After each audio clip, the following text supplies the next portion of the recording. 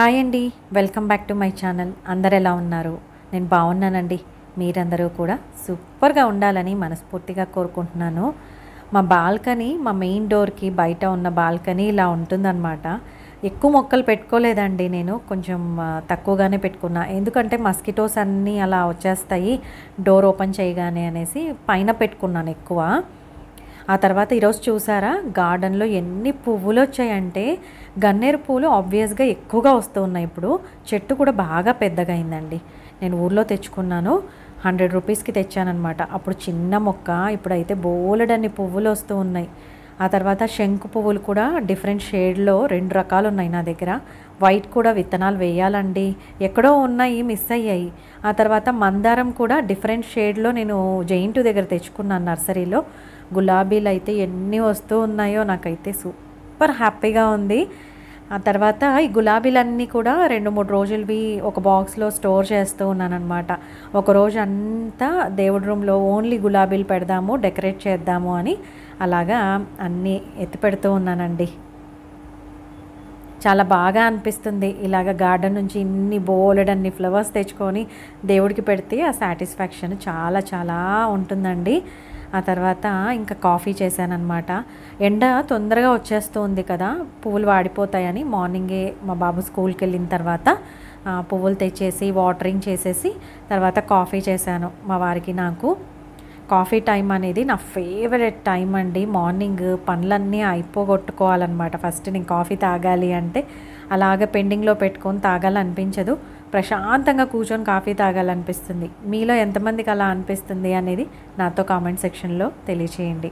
ఆ తర్వాత పొటాటో వేపుడు చేశాను మా బాబుకి. మార్నింగ్ బాక్స్కి ఇది చేశానండి, పొటాటో ఫ్రై చేశాను. నేనైతే పొటాటో ఫ్రై ఇలాగే చేస్తాను, ఒకసారి మీరు కూడా ట్రై చేయండి. చాలా బాగుంటుంది, టేస్టీగా, సింపుల్ అన్నమాట. ఉట్టిగా మనము చిన్న బౌల్లో వేసిచ్చా పిల్లలు ఇంట్రెస్టింగ్గా తినేస్తారు. ఫస్ట్ అయితే ఇప్పుడు పొటాటోస్ చాలా చాలా బాగా వస్తూ ఉన్నాయి. ఎక్కువ పొటాటో రెసిపీస్ ట్రై చేయండి, ఈ టైంలో చాలా టేస్టీగా కుదురుతాయి అన్నమాట. ఎస్పెషల్లీ చిప్స్, ఇలాగ పొటాటో ఫ్రైస్, ఫ్రెంచ్ ఫ్రైస్ ఇలా చేసుకోవడానికి చాలా బాగుంటాయి. క్రిస్పీగా, సూపర్ టేస్టీగా, సాఫ్ట్గా ఉంటాయి అన్నమాట. నార్మల్గా రెగ్యులర్గా వచ్చే పొటాటోస్ కొంచెం స్వీట్గా, మెత్తగా అలా ఉంటాయి కదా, ఇవి అలా ఉండవు, చాలా బాగుంటాయండి. ఫస్ట్ అయితే ఆయిల్ వేసాను. ప్యాన్ అంతా కూడా బాగా వేడెక్కాలి, వేడెక్కిన తర్వాత ఆయిల్ వేయాలన్నమాట. అప్పుడైతేనే మనకి స్టెయిన్లెస్ స్టీల్ అయినా ఏ కడాయి అయినా కూడా స్టిక్ అవ్వకుండా ఉంటుందండి. లేకపోతే నాన్ స్టిక్ తప్ప ఇంకా ఏవైనా కూడా మనం అలా వేడి చేయకపోతే స్టిక్ అయిపోతాయి. అందుకనే చెప్తూ ఉన్నాను. నేనైతే ఇప్పుడు ప్రస్తుతానికి అల్యూమినియంలో చేస్తున్నానులేండి. బట్ ఈ మంత్ నేను రెజల్యూషన్ ఏమనుకున్నానంటే, ఈ కడాయిలు మీరు ఆల్రెడీ చూసారు నా దగ్గర కరెక్ట్గా 3 ఉన్నాయి అన్నమాట అల్యూమినియంవి. అందులో ఒకటన్నా అట్లీస్ట్ అటక మీద పెట్టేసుకొని ఇంకా 2 ఎవరికైనా ఇచ్చేయాలి అని డిసైడ్ అవుతూ ఉన్నాను. ఎంతవరకు మ్యాక్సిమం ట్రై చేయాలండి, ఎంతవరకు ఏం లేదు, ఈ మంత్ తీసేద్దామని అనుకుంటూ ఉన్నాను. దానికి రీప్లేస్మెంట్ లాగా వేరేది తీసుకున్న తర్వాత ఇవి ఇచ్చేయగలుగుతానమాట. ముందే ఇవ్వడానికి నాకు కన్వీనియంట్గా రెసిపీ చేసుకోవడానికి ఇదే అనిపిస్తుంది పర్ఫెక్ట్గా కడాయి, అందుకనేసి అలాగే పెట్టుకుంటూ వచ్చాను. సో దీనికి ఆల్టర్నేట్గా ఇంకోటి ఆర్డర్ చేసుకుందాం అనుకుంటున్నాను, అది కూడా కమింగ్ వీడియోస్లో చూపిస్తాను. ఇప్పుడైతే మా వారు ఊరు నుంచి వచ్చారండి, వీకెండ్ ఊరికి వెళ్ళారనమాట. అత్తయ్య వాళ్ళ ఊరికి వెళ్ళారు, సో అమ్మ వాళ్ళ ఊరికి కూడా వెళ్ళారు. అన్నీ పక్కనే ఉంటాయి 2 ఊళ్ళు.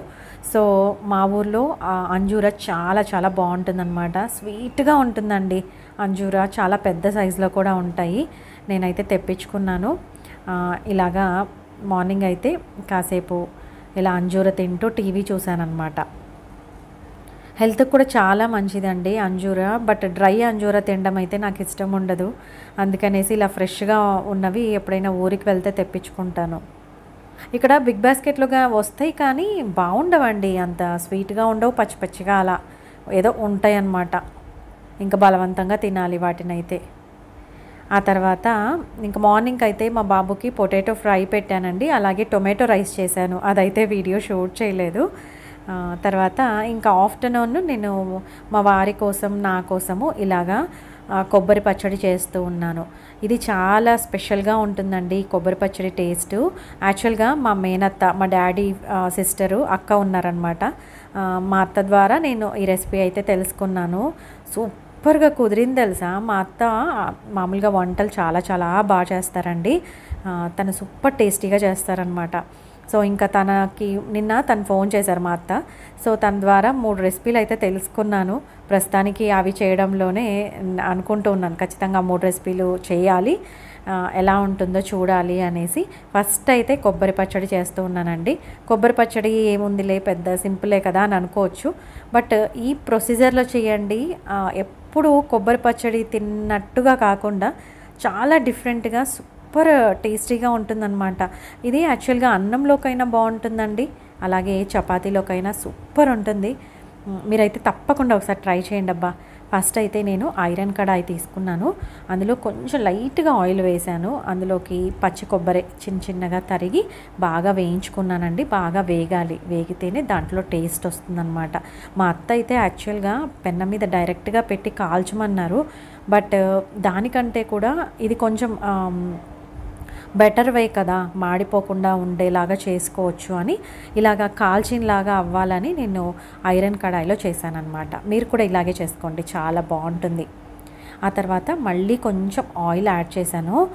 ఆయిల్ యాడ్ చేసిన తర్వాత పోపు వేస్తాం కదండి మనము, అలాగా కొంచెం ఆవాలు జీలకర్ర 2 కలిపి వేసానన్నమాట.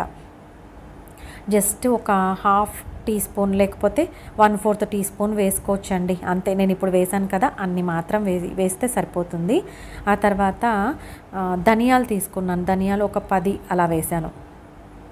మరీ ఎక్కువ అవసరం లేదు, ఏదైనా కూడా ఎక్కువ డామినేట్ చేయకూడదు అనమాట కొబ్బరిని. సో ధనియాలు కొంచెం వేసాను. అలాగే మెంతులు వేసానండి.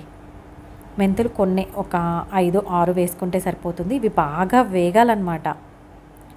అదిగోండి, ధనియాలు ఒక 10 అలా వేసుకుంటే సరిపోతుంది. ఇవి బాగా వేగితే ఆ పచ్చివాసన అంతా పోయి మంచి ఫ్లేవర్ అనేది మనకి బయటికి వస్తూ ఉంటుంది.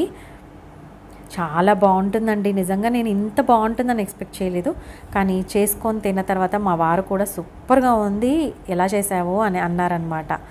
అందుకని చెప్తూ ఉన్నాను. ఆ తర్వాత ఆనియన్, టమోటా, కొంచెం పచ్చిమిర్చి, కరివేపాకు ఇవన్నీ కూడా వేసి బాగా వేయించుకోవాలండి. అలాగే కొత్తిమీర ఇప్పుడు నేను చూపించాను కదా, అలా వేసుకోవాలి. నేను ఇందాక చూపించాను కదండి, ఒక హాఫ్ కొబ్బరి చిప్ప కొబ్బరి తీసుకున్నాను అనమాట. దాంట్లోకి నేను పెద్ద టొమాటోలు ఒక 2 వేసానండి, 2 టొమాటోలు. అలాగే మీకు ఇంకా కారంకి తగినంత పచ్చిమిర్చి యాడ్ చేసుకోవాలి.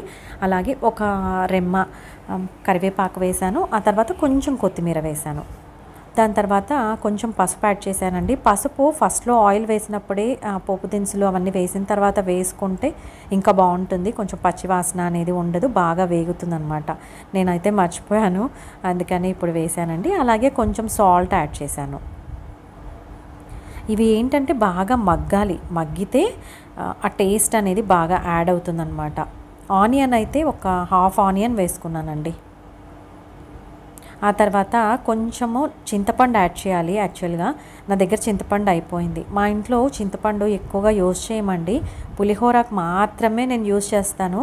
ఎందుకంటే మంతెల సత్యనారాయణ గారు ఏం చెప్పారంటే చింతపండు కంటే చింతకాయ వాడడం చాలా హెల్తీ అని చెప్పారు. సో ఆయన చెప్పడం అనే కాదు, బట్ మా బాబుకు కూడా ఫ్రీక్వెంట్గా చిన్నప్పుడు చింతపండు యూస్ చేసి పప్పు అలా చేస్తే ఏదైనా రసం కానీ తనకి ఎక్కువగా స్టమక్ అప్సెట్ అయ్యేదన్నమాట. అంటే స్టమక్ పెయిన్ రావడము, గ్యాస్ట్రిక్ ప్రాబ్లము అలా అయ్యేది. డాక్టర్ దగ్గరికి వెళ్తే తను నాకు చెప్పారనమాట, చింతపండు ఎందులోనూ వాడకండి, స్పైసీనెస్ కూడా మరీ ఎక్కువగా ఘాటుగా అలా చేసుకోకండి అనేసి. చింతపండు నేను ఎప్పుడు మానేశానో అప్పటి నుంచి మా బాబుకైతే ఆ ప్రాబ్లం చాలా వరకు తగ్గిందండి.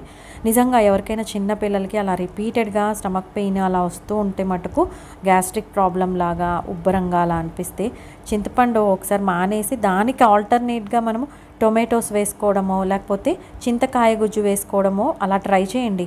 రెసిపీలో టేస్ట్ ఇంకా యాడ్ అవుతుందని చెప్పాలి. యాక్చువల్గా చింతపండు కంటే చింతకాయ గుజ్జు చాలా టేస్టీగా ఉంటుంది, ఎందులో యాడ్ చేసినా కూడా. ఒకసారి తప్పకుండా ఇలా మీరు అయితే ట్రై చేయండి. ప్రాబ్లం ఉంటే పెద్దవాళ్ళకైనా సరే సేమ్ ఇదే ప్రాబ్లం ఉందంటే చింతకాయ గుజ్జు వాడండి, లేదంటే నిమ్మకాయ, ఇలాగ ఆల్టర్నేట్స్ వాడుకోవడం చాలా మంచిది. ఫస్ట్ అయితే కొబ్బరి వేగింది కదండి, అందులోకి కొబ్బరి అయితే గ్రైండ్ చేసేసాను. బాగా గ్రైండ్ చేసిన తర్వాత లాస్ట్లో ఇలా వేపుకున్న దంతా కూడా అందులో యాడ్ చేస్తున్నాను అనమాట. ఇలాగా యాడ్ చేసుకొని దీన్నైతే కచ్చాపచ్చాగా గ్రైండ్ చేయాలండి. యాక్చువల్గా అత్త ఏం చెప్పారంటే రోల్లో దంచుకోమని చెప్పారు. బట్ మనకు అంత ఓపిక లేదు కదా, సో అందుకనేసి చాలా టైం పడుతుంది కొబ్బరి దంచుకోవాలంటే అనేసి ఇలాగా కచ్చాపచ్చాగా గ్రైండ్ చేసుకున్నాను. చాలా బాగుందండి. వేడి వేడి అన్నంలో నెయ్యి వేసుకొని కాస్త ఈ పచ్చడి వేసుకొని తింటే అద్దరిపోద్ది. రోజు ఈ మధ్య ఏమవుతుందంటే నేను చెప్పాలంటే ఫ్రాంక్గా వీడియోస్లో బోల్డ్ అని రెసిపీస్, ఫుడ్ రెసిపీస్ పెడుతూ ఉంటాను కదా, బట్ ఒక్కొక్క టైంలో అసలు నాకు క్లిక్ అవ్వదనమాట. ఏం చేయాలి రోజు ఏం చేయాలి అసలు ఏ థాట్ రాదు ఏమైనా చేయడానికి. నిజం చెప్తున్నాను. అందుకనేసి ఈ మధ్యకాలంలో అలాగే అయిపోయిందండి నిజంగా. పప్పు అయితే ఎన్నిసార్లు చేస్తూ ఉన్నానంటే ఒక్కొక్కసారి ఎందుకో మైండ్ అబ్సెంట్ అయిపోతుంది, ఏం చేయాలో అర్థం కాదు. ఇంకా మా అత్తతో మాట్లాడినప్పుడు అత్త ఇలా బోర్ కొడుతోంది పప్పు అంటే ఇలా కొబ్బరి పచ్చడి చేసుకో అని చెప్పారు. సో నేను ఇమీడియట్గా నెక్స్ట్ డే ట్రై చేశానండి. చాలా హాయిగా అనిపించింది.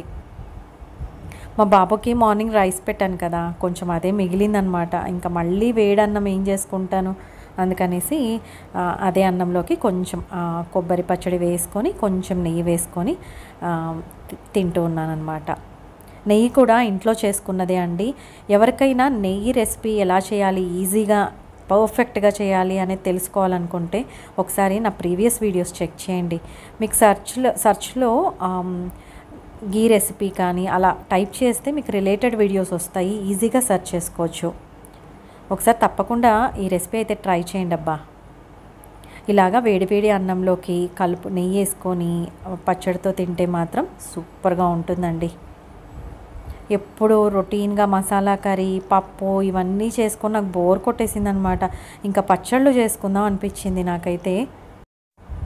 ఇంకా భోంచేసిన తర్వాత సాయంకాలము చాలా రోజులు అయిపోయిందండి బజ్జీలు చేసి. మా బాబు ఇంకా స్కూల్ నుంచి రాగానే ఆకలి అంటూ ఉన్నాడు ఈ మధ్యలో. సో మా వారు కూడా చెప్తూ ఉన్నారు తన స్కూల్ నుంచి వచ్చే లోపల ఏదో ఒకటి ప్రిపేర్ చేసేసి స్నాక్ అని. బట్ ఆయిల్ ఐటమ్ అయితే నేను మంత్కి ఒక్కసారి కానీ మ్యాక్సిమం 2 times డీప్ ఫ్రై అయితే చేస్తూ ఉన్నానండి, ఎక్కువగా చేయట్లేదు. ఇప్పుడు సమ్మర్ కదా, వస్తుంది కదా, ఆయిల్ ఐటమ్స్ తినడం అయితే అస్సలు మంచిది కాదు. బట్ నేనైతే ఈరోజు బజ్జీలు చేశానన్నమాట. చాలా బాగా కుదిరాయి. ఆనియన్ అయితే నేను చాపర్లో వేసానండి. వెజిటబుల్ చాపరు ఉందన్నమాట. అందులో వేస్తే చిన్న ముక్కల్లాగా అయ్యి మనకి చాలా ఈజీ అయిపోతుంది పని. ఇలా బజ్జీలు కానీ ఊతప్పం చేయడానికి కానీ వాటికి అలా చాపర్ ఉంటే మాత్రం మన పని సగం తగ్గినట్టే అండి. అలాగా చాప్ చేసుకొని ఇంకా స్నాక్ తినేసాము. ఆ తర్వాత మా వారికి నాకు టీ పెడుతూ ఉన్నాను. టీ కోసం అయితే అల్లం డైలీ వేస్తానండి, కొంచెం వేస్తూ ఉన్నాను. అల్లం చాలా మంచిది అంటారు కదా. కొంతమంది ఏమంటారంటే డైలీ అల్లం తీసుకోకపోవడమే మంచిది అంటారు. బట్ మీరు ఒకటి అబ్జర్వ్ చేశారా, ఈ మధ్య కాలంలో వచ్చే అల్లము చాలా డైల్యూటెడ్గా అలా అనిపిస్తుంది కదా టేస్ట్. మనం చిన్నప్పుడు అల్లం ముక్క చిన్నది వేస్తే చాలండి ఎంత ఘాటు వచ్చేదో. ఇప్పుడైతే అల్లం అలా లేదు అసలు. ఆ ఫ్లేవరే మనకి తెలియట్లేదు. ఒక్కొక్కసారి నేను కొంచెం ఎక్కువగా వేసా కూడా అల్లం ఫ్లేవర్ తెలియట్లేదు అనమాట. సాయంకాలం అవ్వగానే టీ తాగడం మా వారికి అలవాటు అండి. సో నేను అలాగే అలవాటు చేసేసుకున్నాను. బట్ ఒక్కొక్కసారి అయితే మెయిన్ ఎండాకాలం వచ్చే టైంలో, ఎండాకాలం రాగానే ఇంకా టీ తాగాలని అస్సలు అనిపించదు. బట్ కాఫీ మాత్రం మానేలేండి, టీ అయితే తాగాలనిపించదు ఒక్కొక్కసారి. మా బాబుకి పాలు కూడా రెడీ చేసేసాను. ఆ తర్వాత పెరుగు తోడుకోదు అనుకున్న వాళ్ళు ఇలా బౌల్లో పెరుగు తోడు వేసేసి దాన్ని హాట్ బాక్స్లో పెట్టి మూత పెట్టాము అంటే కంపల్సరీ తోడుకుంటుందండి. ఒకసారి తప్పకుండా ట్రై చేయండి. చాలామంది పెరుగు తోడుకోదు అని అనుకుంటారు కదా, ఇలా ట్రై చేయండి, ఖచ్చితంగా తోడుకుంటుంది. ఆ తర్వాత నేనైతే టీ తాగుతూ మిస్ పర్ఫెక్ట్ రిలీజ్ అయింది కదా, ఆ వెబ్ సిరీస్ ఎప్పటి నుంచో ఉందన్నమాట మైండ్లో, ఖచ్చితంగా రిలీజ్ అయిన వెంటనే చూడాలి అనేసి. హాట్స్టార్లో రిలీజ్ అయింది. 8 episodes ఏమో ఉన్నాయి. నాకైతే చాలా బాగా నచ్చింది. అంటే కామ్గా జరిగిపోతూ ఉంటుంది స్టోరీ, పెద్దగా సస్పెన్స్ అలా ఏముండదు, కానీ నాకు బాగా నచ్చిందనమాట. మీకు కూడా నచ్చితే తప్పకుండా చూడండి, మంచి టైంపాస్. నేను మొత్తం 8 episodes 2 రోజుల్లో కంప్లీట్ చేసేసాను. ఇలాగా టీ అయితే తాగుతూ వెబ్ సిరీస్ అన్నీ కవర్ చేశాను అనమాట. వీకెండ్ కొంచెం ఫ్రీగా అనిపించిందండి నాకు సండే కొంచెం ఫ్రీగా ఉంటుంది. ఎందుకంటే మా బాబుకి స్కూల్ ఉండదు కదా, మార్నింగే హడావిడి అయితే డే అంతా హడావిడిలాగా అనిపిస్తుంది. బట్ సండే మాత్రం కొంచెం కూల్గా పనులన్నీ నెమ్మదిగా కొంచెం డిలేగానే చేసుకుంటూ ఉంటాను. ఇంకా మా వారికి కూడా టీ ఇచ్చేసి నేనైతే మిస్ పర్ఫెక్ట్ కంప్లీట్ చేసేసాను అనమాట. అంతేనండి నా వీడియో. మీకు గనక నా వీడియోస్ నచ్చినట్టయితే ప్లీజ్ లైక్ చేయండి, షేర్ చేయండి, సబ్స్క్రైబ్ చేయండి. మరో మంచి వీడియోతో మీ ముందుకు వస్తాను. అంతవరకు సెలవు. సర్వేజన సుఖినో భవంతు. Thank you.